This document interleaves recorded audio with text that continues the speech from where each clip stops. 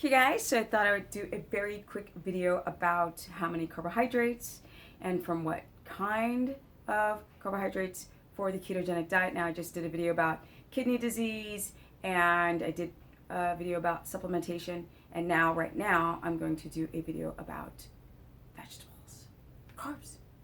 Now we're going to talk about how much first, or the type. So the type is mainly cruciferous, which yes have phytic acid and oxalates, lectins. So for those who've got histamine intolerance, gut permeability issues, a pressure cooker could be good. Now you're going to cook down the fiber, but it might give your gut a chance to heal itself. Yes.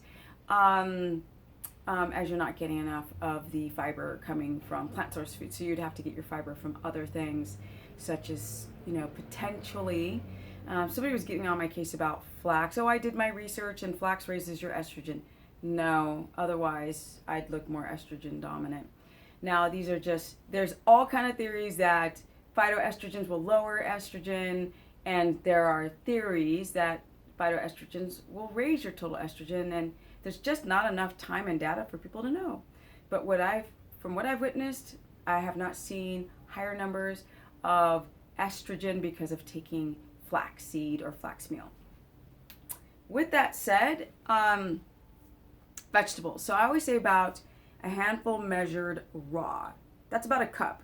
Now, as I started the video, I was like, Stephanie, you forgot to go grab the cup, so people know what it looks like who are from countries outside the U.S. who do not do measurements in cups, but do it in grams. But I think the hand is such a great way to show you how much. Like I always say, 2 ounces, about 2 fingers with the same about thickness, 3 ounces of protein measured, cooked, for example. So a cup is about a handful, not packed, but a loose hand, right? That's about a cup. So I'd say 1, 2. Now spinach, you can do up to 3 handfuls or 3 cups of spinach because the carbohydrate count is so low. Now, cruciferous type is cruciferous, which is broccoli, cauliflower, kale, asparagus, cabbage. These are of the high in fiber type. So high fiber, the makeup of the plant means low carbohydrate. They tend to be more green, but cauliflower is white, and then cabbage can come in different colors. But these foods are considered cruciferous. Now, with that said, things like tomatoes, cucumbers, anything with seeds, which tend to be more like fruits, of the non-high sugar type, you just have to be very careful. Someone said, you said that you can't have cucumber. I'm like, it's not that you can't have cucumber, you just can't have a whole cucumber. You can have a few slices in a salad. If you don't have any problems with tomato skins, which are the nightshade problem, a lot of you have thyroid. If you don't know if you have thyroid, don't risk it, because it will affect and block your keto adaptation through an inflammatory response to the nightshade. But things like spring onions and leek tend to be fine, not cooked, or if you saute them barely. But bulb, or the red onions or the white onions, that's no, because there's unfortunately too much sugar. I know. Obviously, keto is not eating corn or carrots or even yellow squash is on the edge. Again, those things with seeds. Someone said, what's wrong with paprika or bell peppers? I'm like, those seeds means that when you tend to cook them, it's just super high in sugar.